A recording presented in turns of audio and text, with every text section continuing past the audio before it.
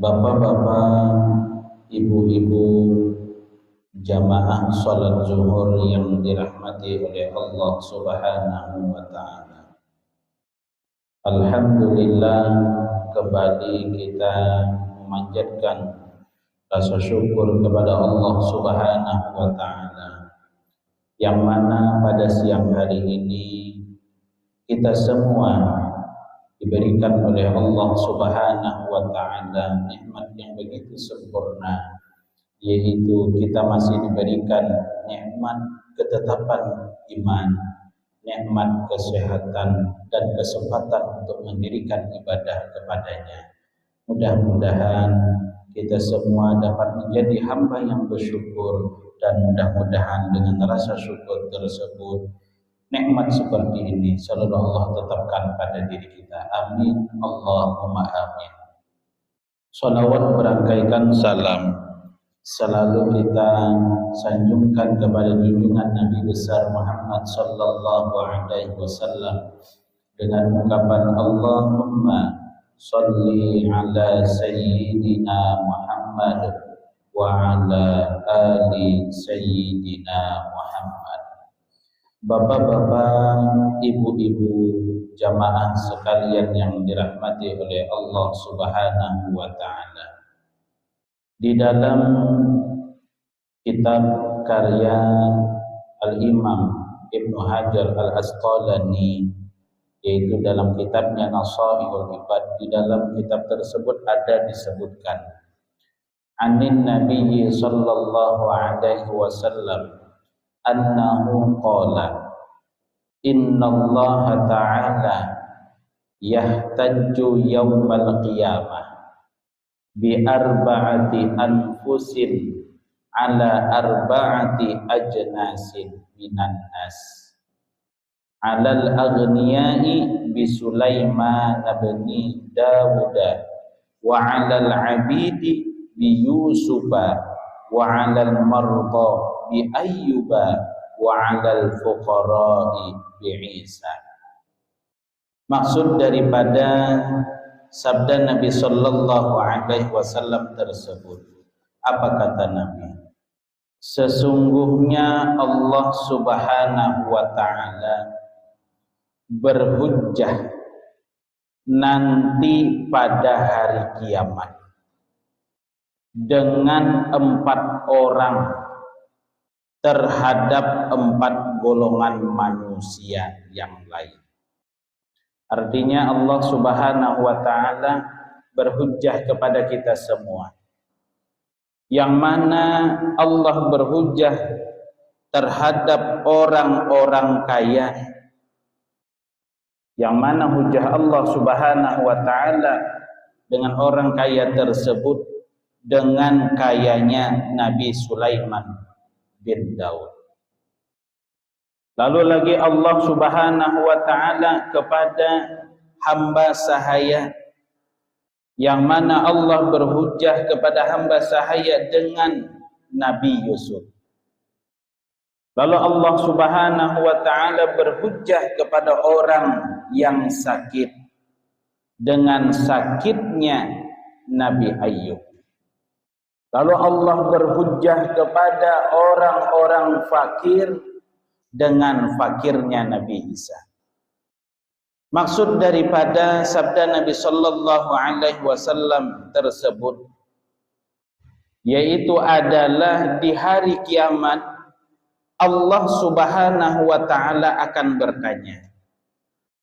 bertanya kepada 4 golongan tadi, kepada 4 golongan manusia tadi. Maksudnya yaitu adalah apa kata Allah? Wahai orang kaya, mengapa kamu tidak beribadah?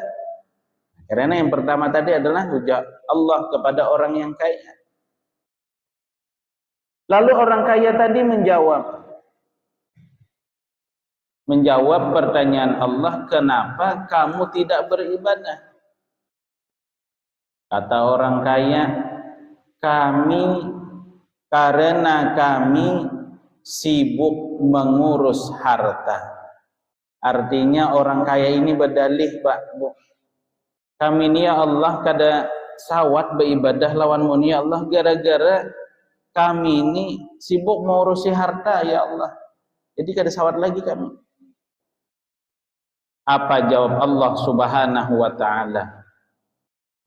Kata Allah Subhanahu wa ta'ala, tidakkah kamu tahu siapa itu Nabi Sulaiman? Semuanya tahu Pak Bu kisah Nabi Sulaiman itu.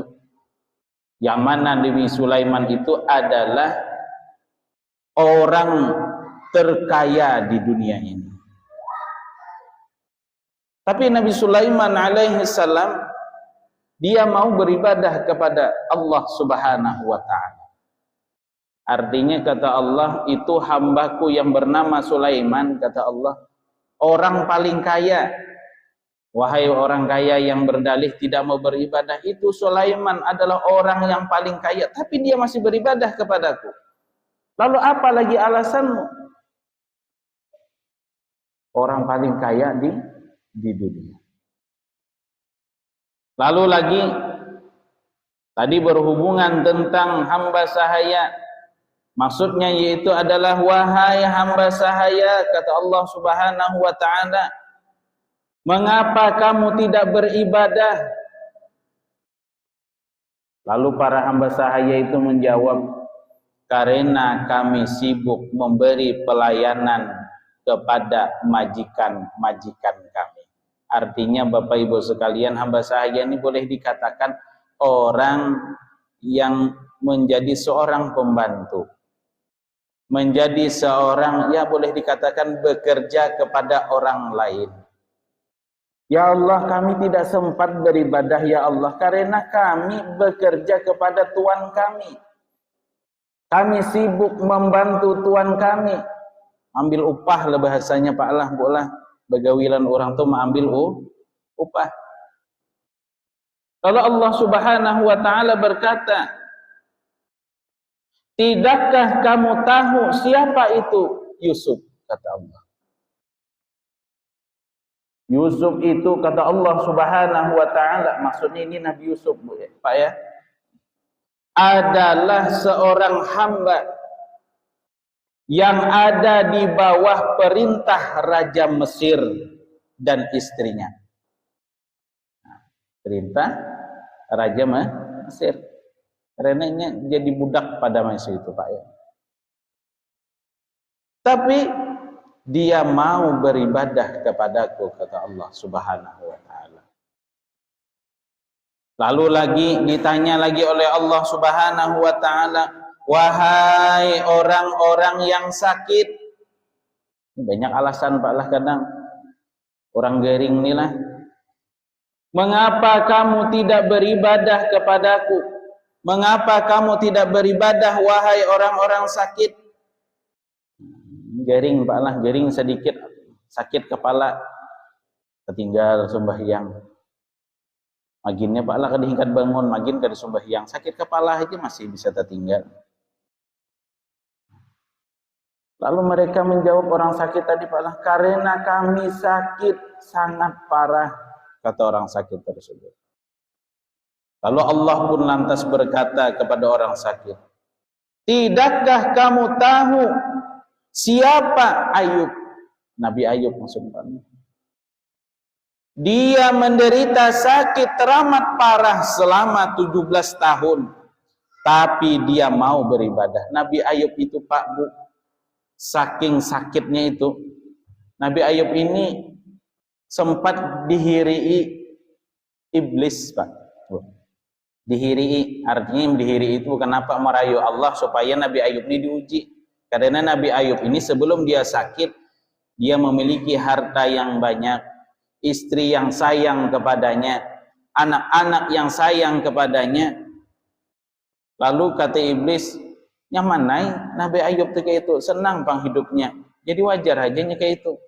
Tidak, kata Allah Subhanahu wa ta'ala, bagaimanapun keadaannya dia tetap akan selalu beribadah kepadaku. Kalau begitu, kata Allah Subhanahu wa ta'ala, wahai iblis, silahkan kamu uji Nabi Ayub tersebut, tapi satu jangan kamu ganggu pada Nabi Ayub tersebut, jangan kamu buat sakit hatinya. Artinya hatinya tuh jangan diganggu. Akhirnya Pak Bu, ketika Nabi Ayub beribadah, ketika sujud, itu masuk sesuatu di dalam hidungnya. Bahasanya itu model kayak virus lah Pak Allah. Setelah masuk akhirnya tubuh Nabi Ayub tuh mulai timbul gatal-gatal, berkuring, akhirnya bahulat, habis awaknya seawakan. Dan hartanya, ladangnya terbakar, kekayaannya habis. Akhirnya bininya meninggalkan Pak Allah, anaknya meninggalkan. Tapi Nabi Ayub alaihi salam terus beribadah kepada Allah Subhanahu wa taala, terus mengesahkan Allah Subhanahu wa taala. Sampai-sampai dalam satu hikayat diceritakan keadaan tubuh Nabi Ayub itu, tulang-tulangnya ini kelihatan Pak. Ketika ingin beribadah kepada Allah Subhanahu wa taala, itu ulat-ulat yang ada di dalam pada diri Nabi Ayub alaihissalam itu Nabi Ayub pisahkan dari tubuhnya karena ingin mendirikan ibadah.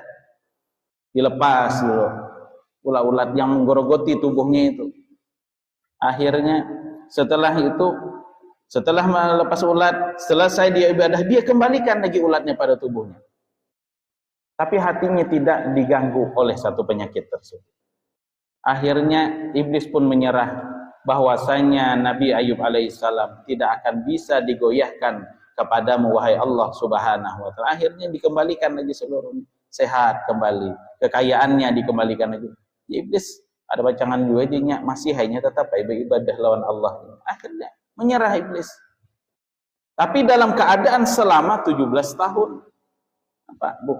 Ditinggalkan orang oleh orang tercinta, kekayaan dari lagi hidup seorang diri. Tapi Nabi Ayub alaihissalam tetap beribadah. Lalu lagi berkata lagi Allah Subhanahu wa taala, wahai orang-orang fakir, kenapa kamu tidak beribadah? Lalu orang-orang fakir itu menjawab, berkata kepada Allah Subhanahu wa taala pada hari kiamat, karena kenapa kami tidak beribadah itu adalah kami sibuk mencari sesuap nasi, kata orang fakir. Lalu Allah Subhanahu wa taala pun menjawab, apakah kamu tidak tahu siapakah Nabi Isa alaihi salam? Dia adalah orang yang terpakir di dunia ini, tapi dia mau beribadah kepadaku, kata Allah Subhanahu wa taala. Artinya orang yang paling susah hidup itu Bapak Ibu sekalian adalah Nabi Isa alaihi salam.